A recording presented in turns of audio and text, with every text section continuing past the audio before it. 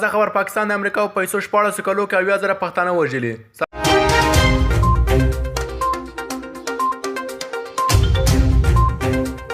سلامونه ګران دوستانو، بیا هم ویډیو ته په خیر راغله. چینل ته سبسکرایب یا ویډیو سره لایک کړئ. ویډیو تر اخره پورې وګورئ. د پښتون سټوډنټس فدریشن مشر امتیاز وزیر ادا کړی چې پاکستان د امریکا د مرستو په پیسو 13-14 کلونو کې 80,000 پښتانه وژلي دي. امتیاز وزیر چې په خپل هم له شمالي وزیرستان بې کوره شوی دی، وایي 3 کاله په افغانستان کې تابعیت ژوند وکړ او 3 میاشتې په عربي اماراتو کې تیر کړي، خو اوس اړ دی چې په هند کې د پناه غوښتنه کوي. امتیاز وزیر له نړیوالې رسنۍ د ویک سره په مرکه کې ویلي تیر کال په سپټمبر کې پاکستان د کشمیر موضوع د دې لپاره راپورته کړه چې د اقلیتونو د ټول وژنې په تړاو پاکستان ته متوجه شوې نړۍ وغولوي او پام یې واړوي.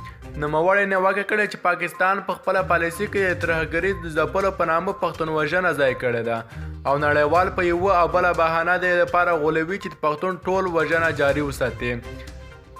یعنې موږ له نړیوالې ټولنې او امریکا غواړو چې پر پاکستان فشارونه راوړي تر څو له دې کاره لاس واخلي او پر پښتنو نظامي ځواک ونه کاروي.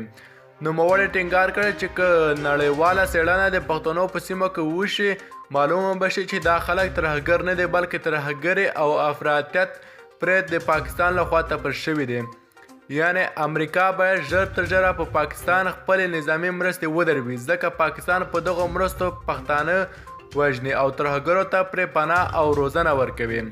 د امتیاز وزیر په خبره پاکستان یو وار بیا په پیښور او پښتنو سیمو کې طالبان زیات کړي او حقاني شبکې او طالبان ته آزادانه دفترونه پرانیستي دي تر څو په سیمه کې دوی ته لابې وکړي او نوې نیابتي جګړه پرې پیل کړي.